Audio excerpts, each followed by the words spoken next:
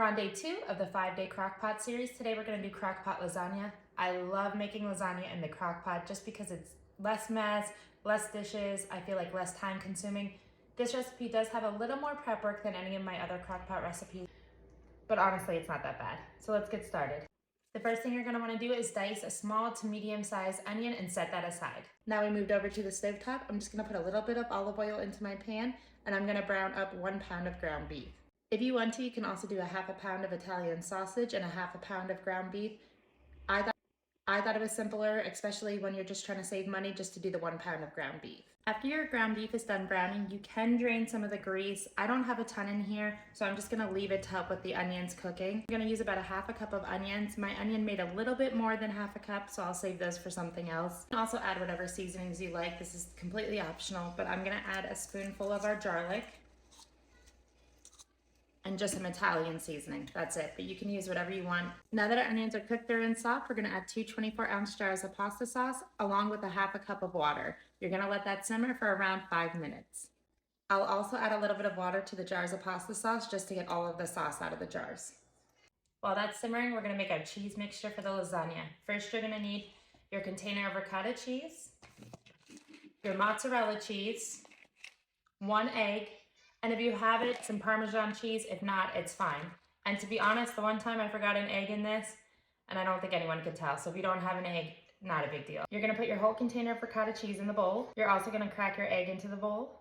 You're gonna add 1 cup of the mozzarella cheese into the bowl. And I had a little bit of Parmesan cheese left over, about a half a cup, so I'm just gonna add that into this as well. Now we're just gonna mix that all together.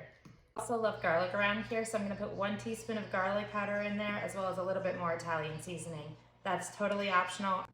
I always start with spraying my crock pot, but again, if you wanna use a liner, totally up to you, whatever you prefer. Around a cup of your sauce, maybe a cup, cup and a half, and cover the bottom of your crock pot. And I just made sure the whole entire crock pot was covered at the bottom. Now we're gonna add our lasagna noodles on top. So we're gonna add about 3 noodles to the top. Don't come for me. If you have to break the noodles to make them lay flat, you have to break the noodles. So just do a flat layer of noodles on top of the sauce.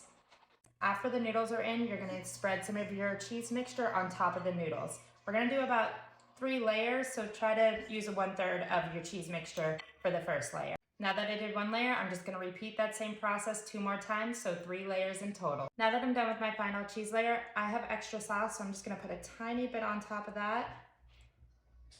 And then the rest I'm gonna save because I have extra noodles and extra sauce. I'll save that for lunch this week. I'll just boil the noodles, add the sauce, and mix it together.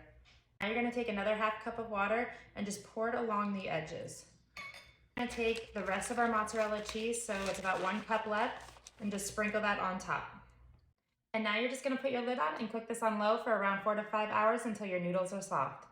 Mine is done cooking. I leave the lid off for about 15 minutes just to let everything thicken up. I'm also gonna use that garlic bread that we got in the grocery order, as well as the bag of salad and some dressing that we have here, and those are gonna be our sides. This is the finished product. I can't wait to try this. It smells so amazing.